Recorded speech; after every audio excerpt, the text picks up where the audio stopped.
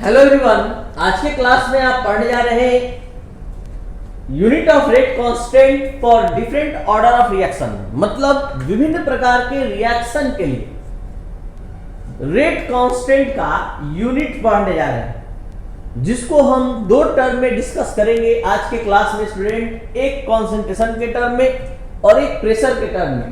ये एक ऐसा टॉपिक है स्टूडेंट जो बहुत सारे कॉम्पिटिटिव एग्जाम्स के ऑब्जेक्टिव क्वेश्चन को बहुत कम समय में सॉल्व कराएगा। इस यूनिट ऑफ रेट कांस्टेंट का यूज बहुत सारे ऑब्जेक्टिव प्रॉब्लम को सॉल्व करने में किया जाता है।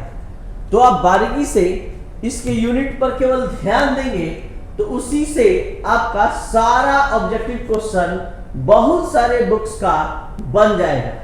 तो देखा जाए units of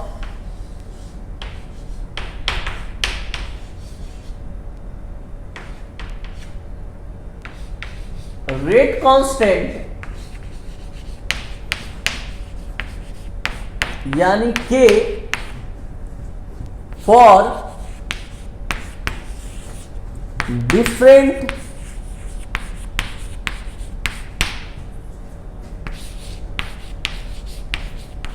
order of reaction.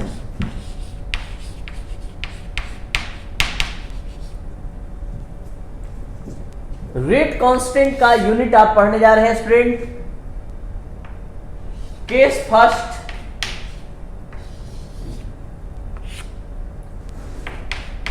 In terms of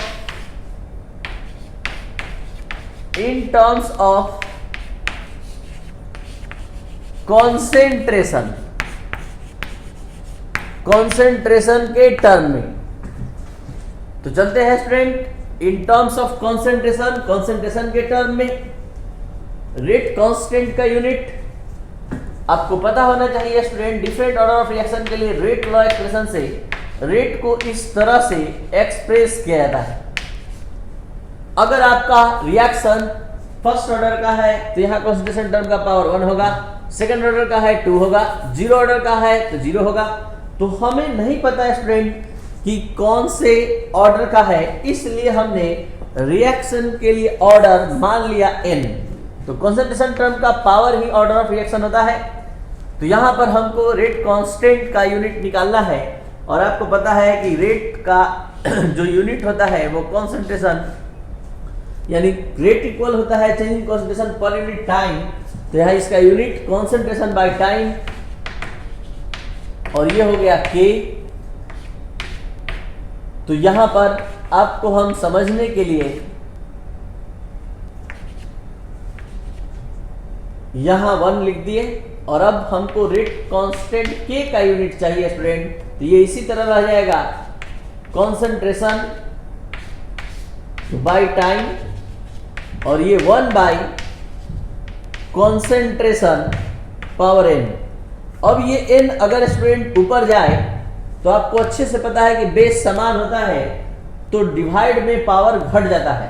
तो ये हो जाएगा K equal concentration power 1 minus n by time. और अब इसके हेल्प से हम लोग डिफरेंट ऑर्डर के रिएक्शन के लिए रेट कांस्टेंट का जो वैल्यू है यूनिट है वो बहुत ही स्पीड में आसानी से निकाल सकते हैं। ये कैसे, तो आप देख लीजिए। फॉर जीरो ऑर्डर रिएक्शन के लिए स्टूडेंट n इक्वल 0 हो गया। तो यहां K equal concentration 1 minus 0 by time और कॉन्सेंट्रेशन का यूनिट अच्छे से पता है मोल पर लीटर होता है स्टूडेंट। तो यहां पर और टाइम का सेकंड, तो यूनिट क्या हो गया स्टूडेंट, और यहां पर आपका final unit mole litre power -1 second पर पावर -1। तो ये हुआ जीरो ऑर्डर रिएक्शन के लिए रेट कांस्टेंट का यूनिट। और अब for first order reaction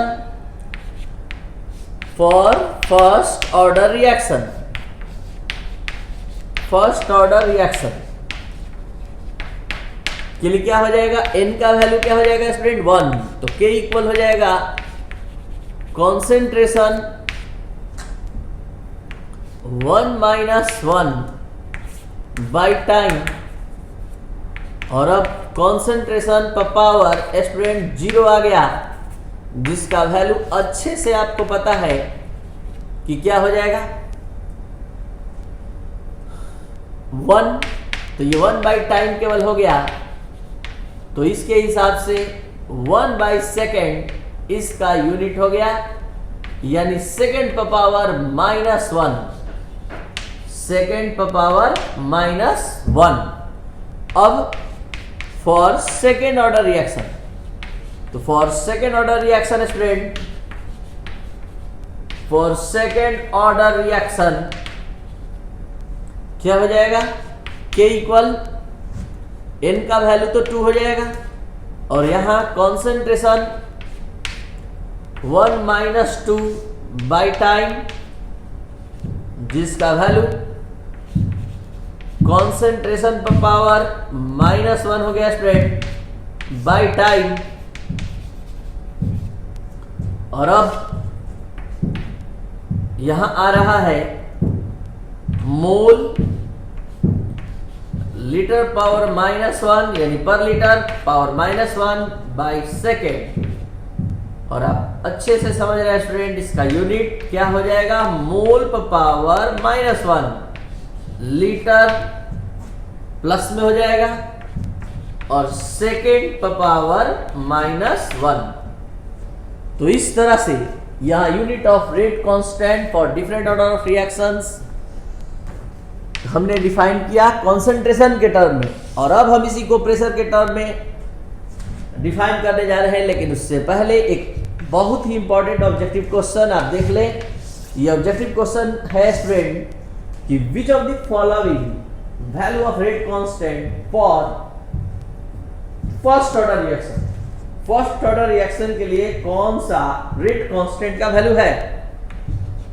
first option 2.3 into 10 power -2, second power -1, second option 3 into 10 power -2 मोल पर power -1 litre second power -1, third option 4.6 into 10 power -1 mole litre power -1 second power -1, और last option है student 5 into 10 power -10 मोल पर power -1 litre second power -1। तो मात्र unit देखना है student, कोई value से हमको कोई लेना देना नहीं है, बस यूनिट देखेंगे। और हमको फर्स्ट ऑर्डर रिएक्शन के लिए रेट कांस्टेंट का वैल्यू चाहिए, और फर्स्ट ऑर्डर के लिए केवल सेकेंड पर पावर -1 होता है स्टूडेंट, और इसी से केवल हमको पता चल गया कि ये जो हैगा रेट कांस्टेंट का वैल्यू होगा फर्स्ट ऑर्डर रिएक्शन के लिए। तो ये था कॉन्सेंट्रेशन के टर्म में। अब हम चलते हैं प्रेशर के टर्म में। प्रेशर के टर्म में यहां पर इन टर्म्स ऑफ प्रेशर हो जाएगा। ये केस फर्स्ट था और अब case second. In terms of pressure, तो यहां पर स्टूडेंट रेट को जब प्रेशर के टर्म में डिफाइन करेंगे तो प्रेशर पावर n हो जाएगा, और रेट जो concentration change in concentration by time था, change in pressure per unit time यहां डिफाइन किया जाएगा। तो देखा जाए एक बार फिर से, ये हो जाएगा प्रेशर बाय टाइम इक्वल की प्रेशर पावर n, और फाइनली रेट कांस्टेंट का यूनिट आप समझ रहे हैं, ये 1 है, ये ऊपर जाएगा तो ये हो जाएगा pressure power 1 - n by time. तो चलते हैं student different order of reaction के लिए, इसका यूनिट निकालना स्टार्ट कर रहे हैं। ध्यान दिया जाए, for zero order reaction, for zero order reaction क्या हो जाएगा, n इक्वल जीरो हो जाएगा। तो यहां रेट कांस्टेंट का यूनिट आ रहा है student pressure 1 minus 0 by time, और प्रेशर का यूनिट स्टूडेंट एटीएम होगा। यहां जो यूज करेंगे हम, यह अधिकतर देखा जाता है, तो ये पावर 1 आ रहा है। तो आंसर हो गया स्टूडेंट एटीएम सेकेंड पर power -1। For first order reaction, first order reaction क्या हो जाएगा, n का वैल्यू तो स्टूडेंट 1 हो जाएगा, और यहां रेट कांस्टेंट k का यूनिट प्रेशर पर पावर 1 माइनस 1 बाई टाइम। तो ये तो हो गया पावर 0, और पावर 0 होने पर आपको पता है अच्छे से इसका वैल्यू 1 हो जाएगा। तो ये 1 बाई टाइम यानी सेकेंड पर पावर -1 इसका यूनिट हो जाएगा। ठीक है, और अब for second order, second order reaction, second order reaction के लिए स्टूडेंट, ठीक है, n का वैल्यू क्या हो जाएगा 2, और आप रेट कांस्टेंट का यूनिट निकालने जा रहे हैं। तो प्रेशर 1 माइनस 2 पावर 1 माइनस 2 ये बाई टाइम, और इसको हम लोग एटीएम में लिखेंगे, एटीएम तो पावर -1 और टाइम पावर माइनस, तो टाइम का यहां सेकेंड हो जाएगा स्टूडेंट।